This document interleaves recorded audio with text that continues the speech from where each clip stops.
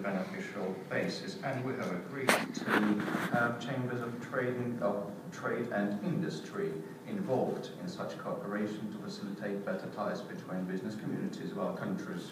Во-вторых, по сравнению с встречей в Нью-Йорке, сегодня впервые прозвучала тема более активного взаимодействия в сфере образования, и это очень важный сигнал, поскольку образование – это одна из основ человеческих контактов и инвестиций в будущее.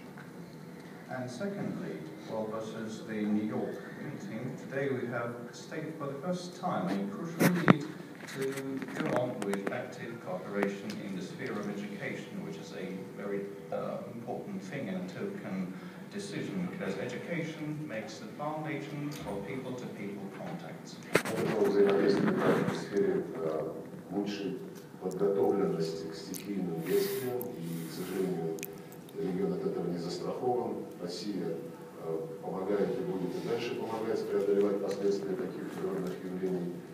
Мы за последнее время оказали содействие Тувалу в связи с постигшим эту страну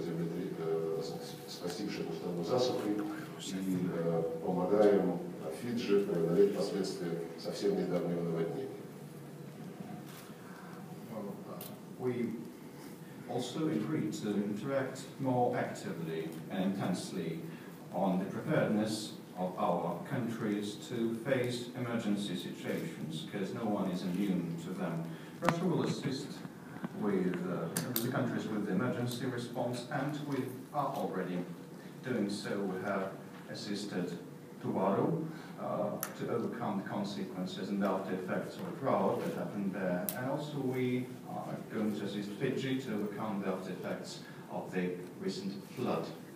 Мы также сегодня договорились более конкретно работать в Организации Объединенных Наций. По предложению моего коллеги условились, что наши послы будут регулярно встречаться в Организации Объединенных Наций в Нью-Йорке и обсуждать текущие дела, согласовывать подходы. We also talked about more specific cooperation on the UN agenda, and we agreed that our ambassadors to the United Nations should meet on a regular basis in New York to discuss the current status of things and elaborate common approaches. Я об ООН упомяну, что Фиджи является единственной страной региона, которая активно участвует в миротворческих операциях Организации Объединенных Наций, и мы сегодня в двустороннем формате обсудили возможности поддержки России этого процесса. Focusing on the UN, at first I'd like to say that Fiji is the only country in the Pacific region that is actively participating in the UN peacekeeping operations, and today bilaterally we agreed to discuss in future Russia's probable or possible support to such activities. В заключение могу сообщить, что опять-таки по предложению нашего хозяина мы проведем очередную министерскую встречу в сентябре этого года в Нью-Йорке на полях Генеральной Ассамблеи. And by way of conclusion, let me say that on the proposal of our host, we will have another ministerial meeting this autumn in New York in the margins of the General Assembly. Thank you, Minister. The next question I would ask on the Fiji media. Please come on.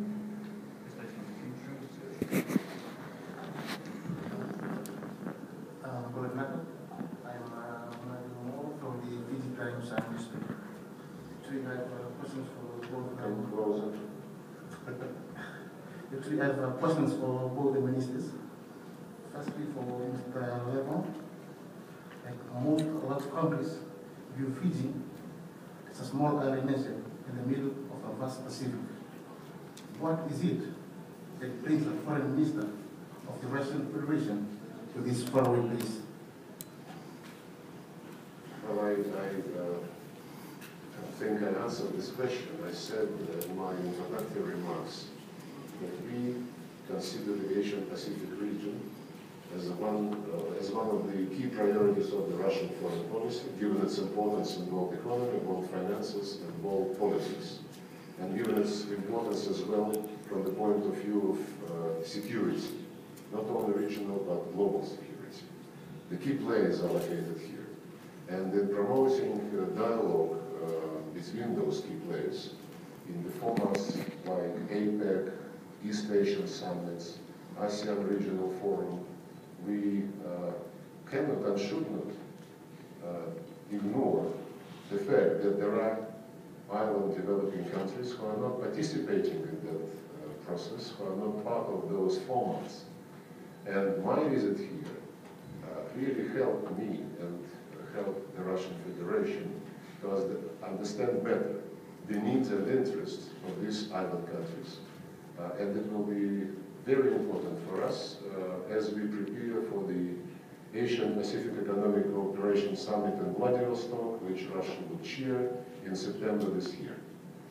I think we all must be treating countries of the world as sovereign, equal UN members, and the interests of all countries should be taken into account. That's what Russia is going to do, and that's what we are doing. Thank you so much. Thank you, Mr. Kumbango. What transport cycles does Fiji hope to get out of this visit? Can I speak in Fijian? I'll try to speak in English. For its entire history, Fiji has been dependent on our large neighboring countries, neighboring colonies. While we certainly benefit from relations with New Zealand and Australia, they've also historically been at the mercy of their own rises and falls. This has a profound effect on all Fijians. Our good years and bad years are dependent on theirs, mostly because our tourism economy is dependent upon them. We are therefore looking to take greater control of our own destiny. By diversifying our relations with such countries as Russia, we are creating greater stability for ourselves. And we hope to establish new lines of trade that help diversify the types of job opportunities there are for Fijians. As we explore minerals and mining and trade, there are growing new sectors that create new jobs. And as we create new friends and new partners, we are also creating less dependency, and this is good for everyone. We further hope to establish new cultural avenues and opportunities for all Fijians. As you know, Fiji is the hub of the Pacific, but we are part of the global community, and we must expand our horizons to new friends and opportunities. Thank you very much. The next question I would like to ask the Russian media. Российская газета. В прошлом году вопрос министра иностранных дел России. Значит, в прошлом году Россия и США присоединились к механизму восточно-азиатских саммитов. На Фиджи обсуждались ли какие-либо планы совместной работы и в контексте идеи создания новой архитектуры безопасности в регионе? Спасибо. Fiji. Well, the question from a Russian newspaper, Rossiyskaya Gazeta. Last year, Russia and the United States joined the East Asia Summit. The political leaders of Russia and Fiji discussed any plans of joint action in shaping this new architecture of security in the Pacific. Мы обсуждали это как на встрече с премьер-министром и министром иностранных дел Фиджи, так и на встрече с руководителями стран южной части Тихого океана. We have discussed this question during my meeting with Prime Minister Fiji and with Minister of Foreign Affairs, as well as during the meeting with PIC countries' leaders. Мы изложили нашу позицию, которая состоит в следующем. Безусловно, восточно-азиатские саммиты – это уникальный механизм, поскольку в нем присутствуют, помимо 10 стран АСЕАН, все крупнейшие государства азиатского Тихоокеанского региона. And our stance that we have made clear is as follows. The East Asian Summit is a unique arrangement because it has not only the 10 ASEAN member states, but also all the major countries in the Asia-Pacific region involved. Безусловно, это обстоятельство позволяет использовать эту уникальную площадку для того, чтобы в концептуальном плане обсуждать пути построения в Азиатско-Тихоокеанском регионе структуры безопасности, которая заменит нынешнюю лоскутную систему, когда множество блоковых, внеблоковых механизмов существует. И наша задача с тем, чтобы эта архитектура, сделать так, чтобы эта архитектура была стройной и чтобы она обеспечивала прежде всего равную и неделимую безопасность для всех государств, которые здесь расположены.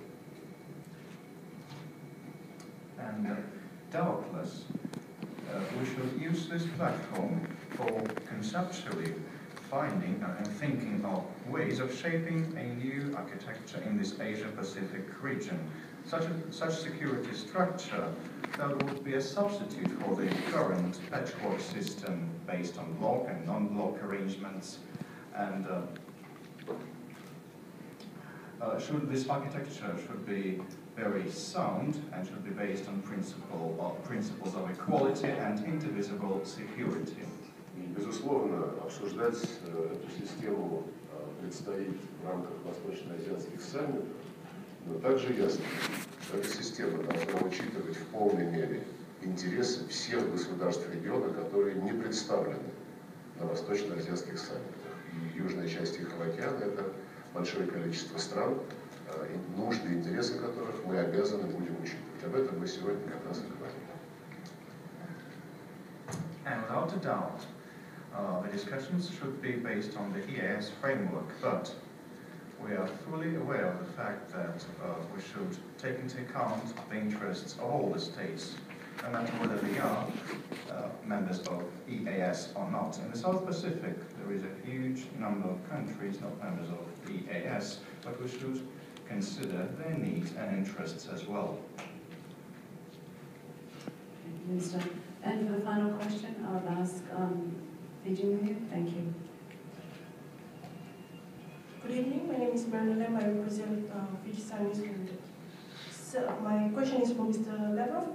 The United States has announced a new strategic policy focused towards the Asia-Pacific region.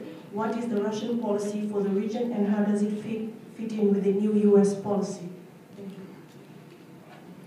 Well, I cannot answer for the United States policy. I believe that the announcement President Obama made reflects one very simple thing, that the region is becoming, as I said in my introductory remarks, the powerhouse of the world economy. And with economic influence comes political influence. And certainly the interests which we witness in this region create some risks to security. There are unresolved territorial disputes. There is an issue related to the nuclear problem of the Korean Peninsula. They need to denuclearize the Korean Peninsula. And there are military bases, there are military alliances in this region. And unless we all approach the security and other matters in an open way, on the basis of respect to each other, on the basis of the need to take into account each other's legitimate security concerns and interests, we might create problems here.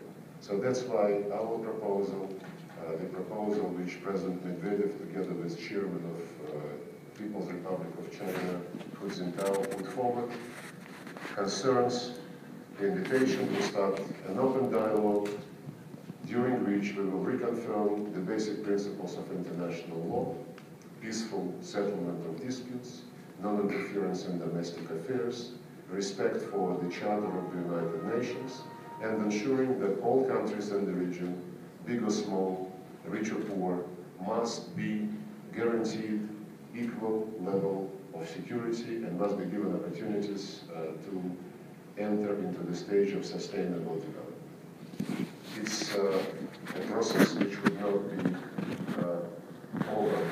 overnight, which will take time, but unless we try, there might be problems, as I said, because there is no single forum where all countries of the region are represented. East Asian summits can take a lead, they should take a lead, but they must do, the participants of this summit must do so with full respect and full account of the interests of all other countries of Asia and the Pacific.